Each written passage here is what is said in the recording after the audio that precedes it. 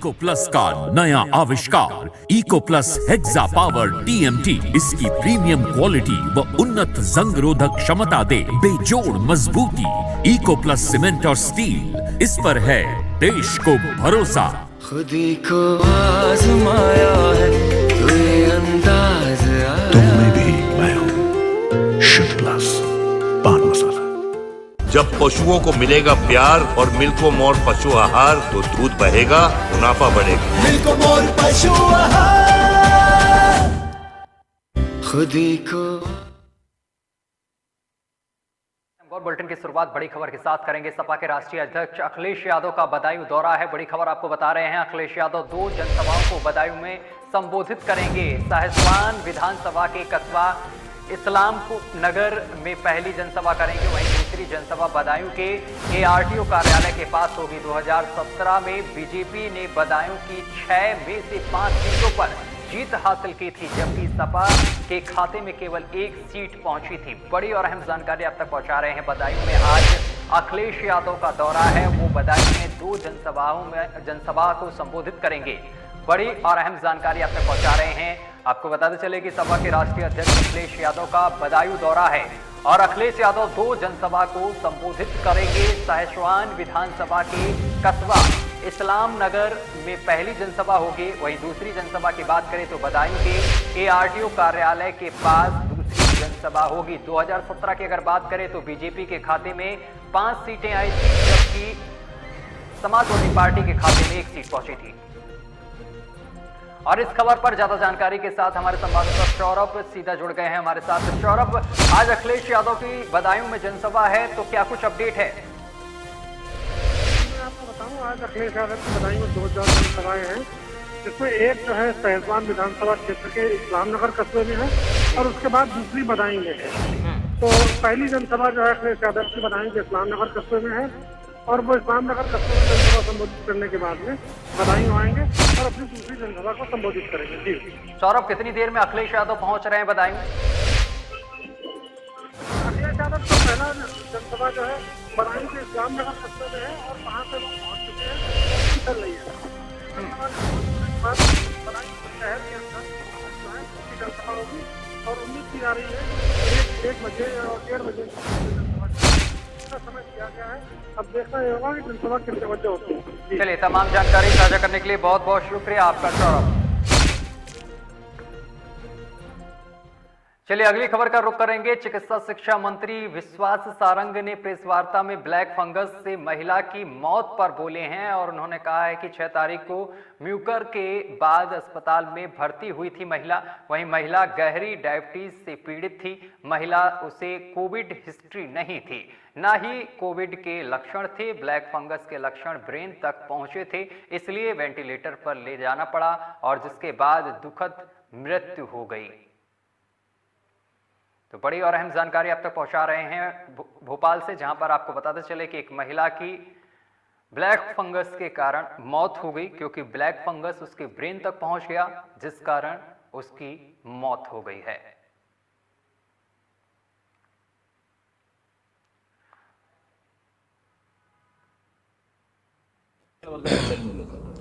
क्योंकि कांग्रेस ने कभी भी इस देश में उन महापुरुषों, उन संतों, उन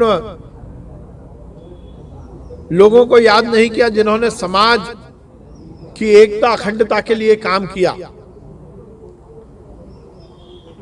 भगवान रविदास जी के प्रति कृतज्ञता भारतीय जनता पार्टी की सरकार और भारतीय जनता पार्टी ने ज्ञापित की थी। कमलनाथ जी बता दें कि 15 महीने वो सरकार में रहे तो उन्होंने क्या कुछ किया महापुरुषों के लिए। हम कर रहे हैं तो हमारे नकल करने की कोशिश कर रहे हैं, पर हमें उसमें कहीं कोई आपत्ति नहीं है। पर यह प्रश्न जरूर लगता है कि कांग्रेस ने आजादी के बाद 50 वर्षों तक इस देश में राज किया। चलिए, खबरों में आगे बढ़ेंगे। केंद्रीय गृह मंत्री अमित शाह आज हरिद्वार पहुंचेंगे, जहां वो बीजेपी के लिए जनसंपर्क अभियान चलाने के साथ हर की पौड़ी पर गंगा पूजा भी करेंगे। इसके साथ ही आपको बताते चले कार्यक्रम के अनुसार अमित शाह करीब 3:30 बजे भेल हेलीपैड पर उतरेंगे और चंद्राचार्य चौक पर भाजपा कार्यकर्ताओं की ओर से उनका स्वागत किया जाएगा। अमित शाह हर की पौड़ी क्षेत्र पर जनसंपर्क अभियान चलाकर बीजेपी के पक्ष में माहौल तैयार करेंगे। अमित शाह गंगा पूजा भी करेंगे और बताते चले कि आज चुनाव प्रचार का आखिरी दिन है और शाम करीब 5 बजे चुनाव प्रचार थम जाएगा। खबर पर ज्यादा जानकारी के साथ हमारे संवाददाता इंतजार हमारे साथ सीधा जुड़ गए हैं। इंतजार, आज अमित शाह का हरिद्वार दौरा है, दौरे को लेकर क्या कुछ अपडेट है और आपसे यह भी जानना चाहेंगे कि कार्यक्रम कैसे रहेगा आज अमित शाह का? जी बिल्कुल, देखिए आपको बता दूं, आज केंद्रीय मंत्री अमित शाह का हरिद्वार का दौरा है, जहां वो लगभग 3:30 बजे भेल हेलीपैड पर पहुंचेंगे और गंगा आरती में शामिल होंगे। और जैसे कि 5 बजे तक आज चुनाव प्रचार का लास्ट टाइम है और आखिरी दिन है चुनाव प्रचार का, तो 3:30 बजे हरिद्वार पहुंचने के बाद वो चुनाव प्रचार भी करेंगे, उसके बाद गंगा आरती में शामिल होंगे। जी इंतजार, जिस तरीके से अमित शाह आज पहुंच रहे हैं, स्टार प्रचारक हैं, तो कितना असर पड़ेगा, वहां की जनता को लुभा पाएंगे क्या? जी देखिए, बिल्कुल आपको बता दूं, जो भारतीय जनता पार्टी के जो कार्यकर्ता और जो प्रत्याशी हैं, तो जो हरिद्वार से मदन कौशिक, खासकर जो इस वक्त हॉट सीट बनी हुई है हरिद्वार में, मदन कौशिक 4 बार के विधायक है, तो उन्हीं के लिए खासकर चुनाव प्रचार के लिए अमित शाह को यहाँ भेजा गया। तो वह अमित शाह हरिद्वार जो शहरी क्षेत्र है उसी में मदन कौशिक के लिए वोट की लोगों से अपील करेंगे और खासा उत्साह भाजपाइयों में देखने को मिल रहा है। पूरी तैयारियां उनके स्वागत और जो रोड शो वगैरह होंगे उनकी कर ली गई है। जी चलिए, तमाम जानकारी साझा करने के लिए बहुत बहुत शुक्रिया आपका। जो व्यक्ति अपनी पार्टी का नहीं हो सकता, वो आमला की जनता का भी नहीं हो सकता है। बहुत उतार चढ़ाव देखे हैं धर्मपाल जी ने, अपने जीवन में बहुत उतार चढ़ाव देखे। यूपी में कई बार पार्टियां टूटी, मगर धर्मपाल जी ने कभी कमल का निशान नहीं छोड़ा, हमेशा भारतीय जनता पार्टी का साथ लेकर। मित्रों, मुझे बताओ, आज हमारा कश्मीर भारत का अभिन्न हिस्सा है या नहीं है? जोर से बोलो भाई, है या नहीं है? धारा 370 जानी चाहिए थी या नहीं जानी चाहिए थी? जब मोदी जी धारा 300 हटाने का, धारा 370 हटाने का बिल लेकर आए, इस सपा, बसपा, कांग्रेस विरोध कर रहे थे।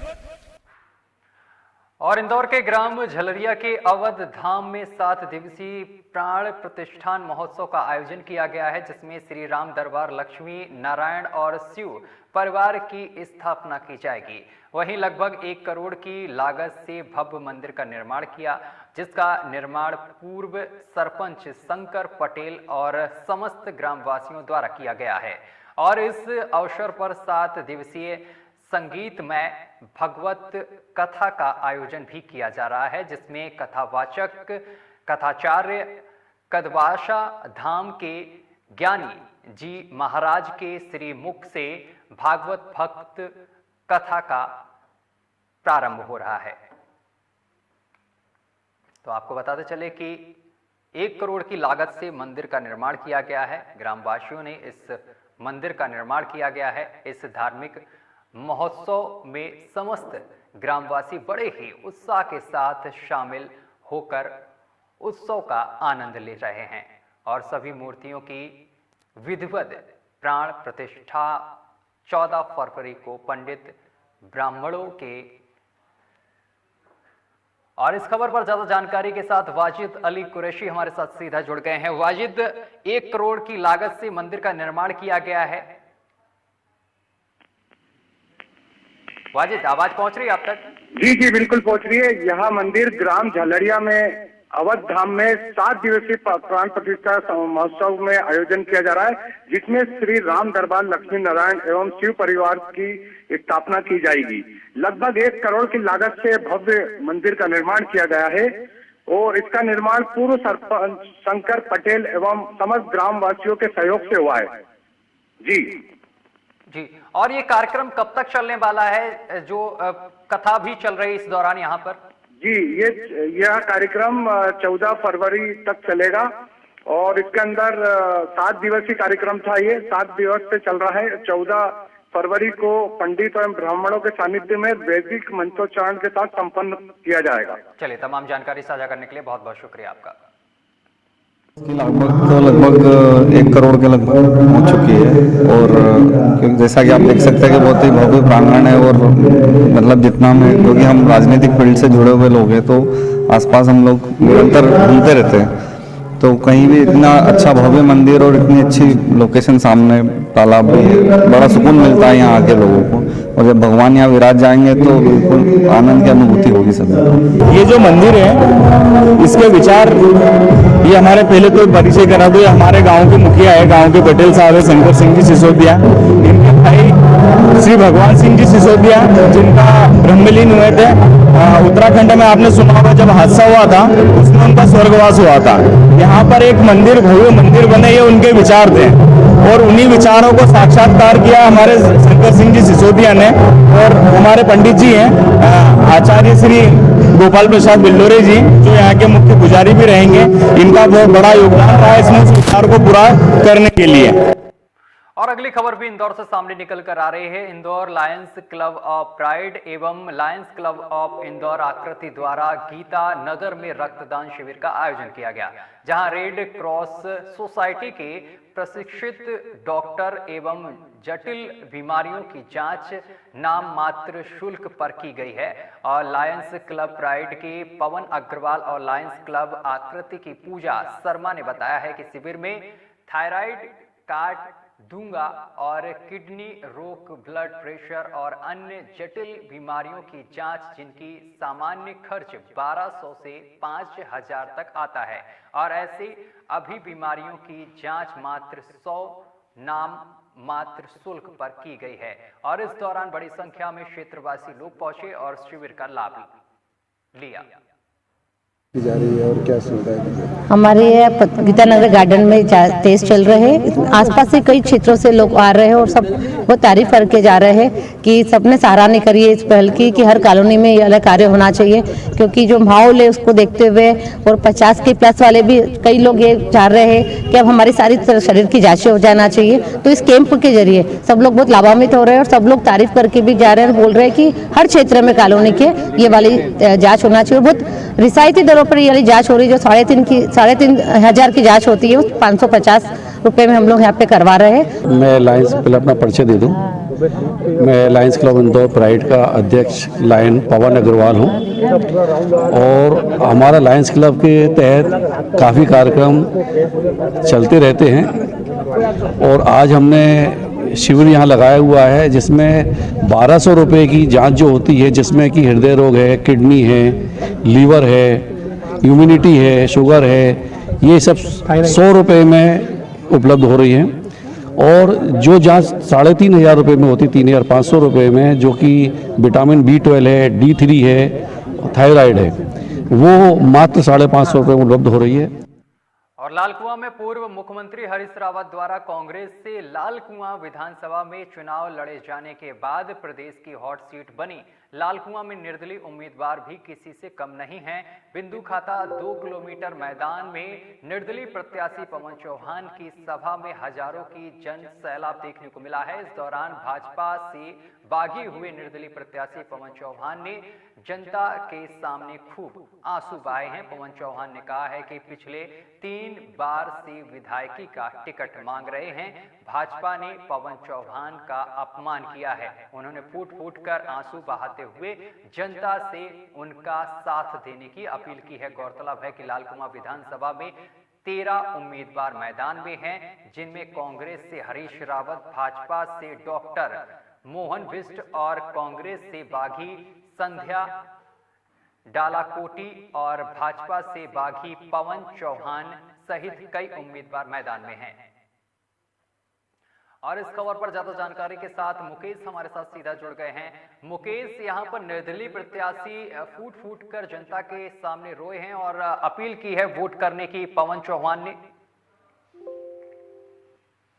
लालकुआं हॉट सीट बनी हुई है, क्योंकि यहाँ पूर्व मुख्यमंत्री हरीश रावत चुनाव लड़ने, उसके साथ ही भाजपा से मोहन सिंह बिष्ट जी चुनाव है। उसके जो भाजपा चुनाव लड़ रहे हैं। हालांकि भाजपा से बागी हुए पवन कुमार चौहान निर्दलीय चुनाव लड़ रहे हैं। जो इस समय सबसे ज्यादा समर्थन जो मिल रहा है आम आदमी का पवन चौहान को मिल रहा है। तो पवन चौहान की जो पैठ है वो नीचे वर्ग में ज्यादा पैठ है, इसलिए जो गरीब तबका वोट है वो पवन चौहान समर्थन में अधिकतर दिखाई दे रहा है। पवन चौहान ने यहाँ पर भाजपा पर भी निशाना साधा है। उन्होंने कहा है कि भाजपा ने हमारा अपमान किया है। हाँ, ये भाजपा के खिलाफ पूरी तरह हमलावर हैं, क्योंकि उन्होंने उनको भाजपा से पहले भी पूर्व प्रदेश कार्यकारिणी सदस्य रह चुके हैं। नगर पंचायत का चुनाव उन्होंने लड़ा, उनकी मिसेज भी जीती चुनाव यहाँ पे। तो 2 बार के चयन में रहने के बावजूद उनको टिकट नहीं मिला, तो इससे नाराज होकर उन्होंने बागी निर्दलीय चुनाव लड़ने का फैसला लिया और मैदान में एंट्री किया। मुकेश, बहुत बहुत शुक्रिया आपका तमाम जानकारी साझा करने के लिए। देखिए, ये जो हजूम है, ये समर्थन नहीं, हजूम है, हजूम। इस हजूम का लाल कुआं विधानसभा के लोगों ने देख लिया। विरोधियों ने तय कर दिया कि हमारी हार हो गई है, पवन चौहान यहाँ का विधायक हो गया है। ये यहाँ के हजूम ने तय कर दिया है। ये महान जनता मेरी आज आपके सबके सामने थी। कितना लगता है लोगों का समर्थन रहेगा आगे 14 तारीख को मतदान होगा? किस तरीके से लोगों को उम्मीद है आपकी? हर आदमी मतदान करने का उत्सुक है। और दिल्ली के डिप्टी सीएम मनीष सिसोदिया आज पीरान कलियर विधानसभा के गांव झमली खेड़ा पहुंचे हैं, जहां सैकड़ों कार्यकर्ताओं ने जोरदार उनका स्वागत किया है। मनीष सिसोदिया ने कहा है कि भाजपा और कांग्रेस ने उत्तराखंड की जनता को लूटने का काम किया है, लेकिन अब समय आ गया है कि उत्तराखंड में आपकी सरकार बनाई जाएगी, क्योंकि हमारी पार्टी वादा नहीं बल्कि गारंटी देती है और जो काम कहते हैं वह करके भी दिखाते हैं। मनीष सिसोदिया ने आगे कहा है कि भगवानपुर और पिरन कलियर विधानसभा में रोड शो कर जनता से पार्टी को वोट देने की बात भी कही है। उन्होंने यह भी कहा है कि इस बार उत्तराखंड में भारी बहुमत से हमारी सरकार बनने जा रही है।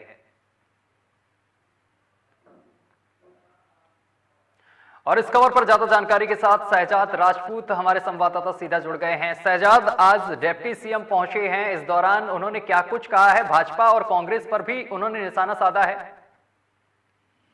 तो मैं आपको बता दूं, जैसे जैसे चुनाव का अंतिम दौर आ रहा है और सभी स्टार प्रचारक उत्तराखंड का दौरा कर रहे हैं, सभी पार्टियों के, बीजेपी, कांग्रेस, आम आदमी पार्टी, सभी पार्टियों के नेताओं की जो नजर है उत्तराखंड पर गड़ी हुई है कि किसी तरह वो सत्ता हासिल करें। वहीं आम आदमी पार्टी के मनीष सिसोदिया जो डिप्टी सीएम है वो भी यहाँ पर पहुंचे हैं और उन्होंने बीजेपी और कांग्रेस पर निशाना साधा है। उन्होंने बोला कि बीजेपी और कांग्रेस एक ही है, ये कभी विधायक उधर चले जाते हैं, कभी उधर चले जाते हैं और लोगों का पागल बनाते हैं। और इस उनका कहना यह भी है कि 2022 में आम आदमी पार्टी उत्तराखंड में सरकार बना रही है और पूर्ण बहुमत से सरकार बनाएगी और बेरोजगारों को रोजगार दिया जाएगा और जो भी दिल्ली के डेवलपमेंट पर उत्तराखंड को किया जाएगा। जी, कितना कारगर होगा डिप्टी सीएम का ये दौरा? क्या जनता को लुभा पाएंगे डिप्टी सीएम?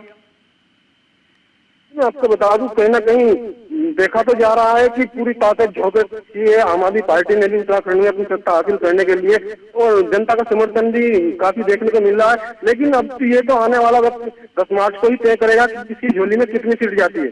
चलिए, तमाम जानकारी साझा करने के लिए बहुत बहुत शुक्रिया आपका।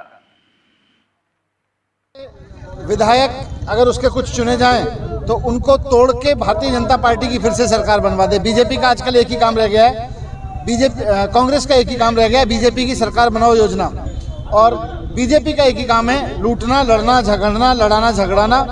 आम आदमी पार्टी की गारंटी है कि स्कूल बनवाएगी, कॉलेज बनवाएगी, रोजगार देगी और दिल्ली में करके दिखाया, उत्तराखंड में करके दिखाएगी। और मतदान में मात्र एक ही दिन बाकी बचा है, जिसको लेकर सभी पार्टियों में सुगबुगाहट पैदा होने लगी है। वहीं रुड़की पहुंचे AICC के डॉक्टर मेराज हुसैन ने दावा किया है कि इस बार उत्तराखंड में कांग्रेस पार्टी 50 से अधिक सीटें लेकर भारी बहुमत से सरकार बनाने जा रही है। यह दावा उन्होंने हरिद्वार की 5 सीटों का पर जायजा लेने के बाद किया है। उन्होंने यह भी बताया है कि वह हर विधानसभा में जाकर लोगों से जानकारी ले रहे हैं, जहां के लोगों ने जानकारी दी है कि अब भाजपा के कारनामों से प्रदेश की जनता पूरी तरीके से त्रस्त हो चुकी है और अब वह प्रदेश में बदलाव चाहती है। जो सरकार 3-3 मुख्यमंत्री बदल कर भी प्रदेश की जनता को संतुष्ट ना कर पाई, वह पूरी तरीके से पराजित होने वाली है। उन्होंने यह भी कहा है कि इस बार उत्तराखंड में कांग्रेस के जीते हुए विधायकों के कहने पर ही मुख्यमंत्री को चुना जाएगा, जिसके बाद एक बार फिर से उत्तराखंड में कांग्रेस सरकार द्वारा बनने जा रही है। तो एक बार फिर से कांग्रेस सरकार बनने का दावा किया है। तो चुनाव बेहद नजदीक है उत्तराखंड में, जिसको लेकर तैयारियां पूरी हो गई हैं। वहीं आपको बताते चले कि आज अंतिम दिन है और सभी पार्टी के जो स्टार प्रचारक हैं वो उत्तराखंड में भी पहुंचे हैं और लगातार प्रचार प्रसार कर रहे हैं। तो यहां पर बीजेपी पर निशाना साधा है और कहा है कि कांग्रेस की सरकार बनने जा रही है और जीते हुए विधायक ही निर्णय लेंगे कि किसको सीएम बनाएं। देखिए, हमारी पार्टी की राष्ट्रीय अध्यक्षा सोनिया गांधी जी ने और हमारे नेता राहुल गांधी जी और प्रियंका गांधी जी ने विश्वास जताते हुए मुझ पे यहाँ मुझे एक AICC ऑब्जर्वर की हरिद्वार लोकसभा में एक अहम जिम्मेदारी दी है और मेरे पास इस वक्त 5 विधानसभा सीटों की जिम्मेदारी है। क्या लगता है आपको कितनी सीटें आ जाएंगी? देखिए, मुझे तो ये लगता है आज जो माहौल है, जो जमीन पर मैं देख रहा हूं, मैं लगातार 4-5 दिनों से यहाँ घूम रहा हूं, लोगों से बातें कर रहा हूं कि बीजेपी का सुपड़ा साफ होने वाला है।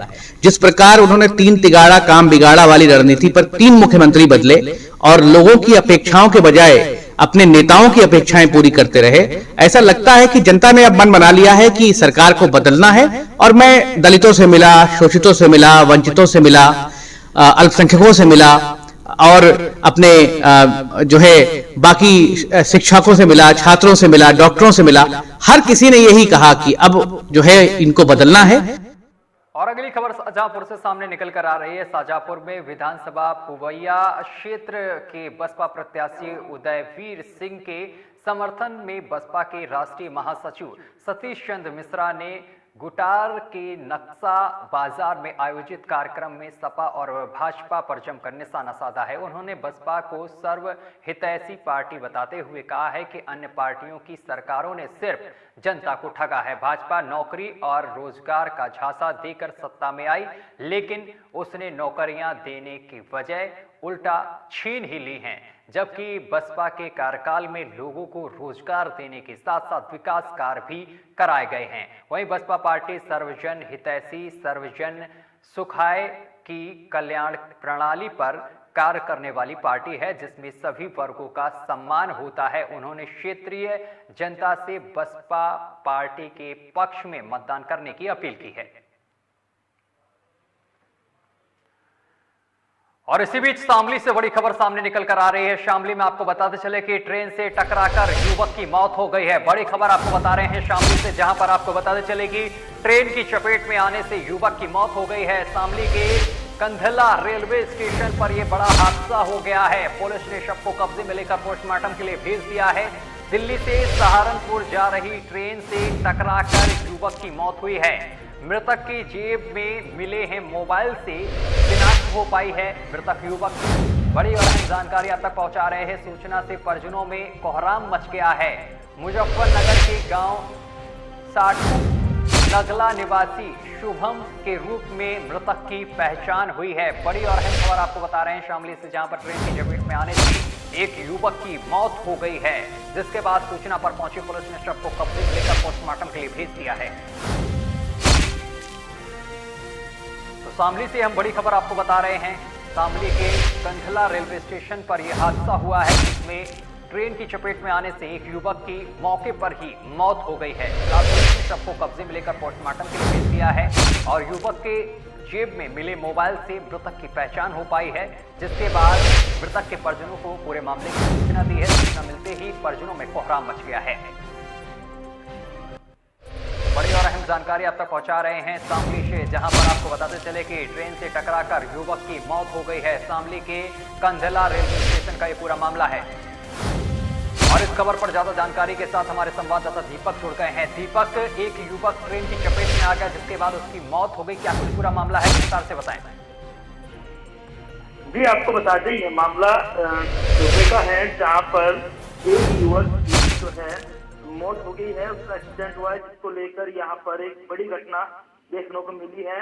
ये एक्सीडेंट सुबह का मामला है जिसको लेकर मौके पर पुलिस पहुंची, जिसका जो है पंचनामा भरकर जो है पोस्टमार्टम के लिए भेज दिया। जी चलिए, तमाम जानकारी साझा करने के लिए बहुत बहुत शुक्रिया आपका दीपक।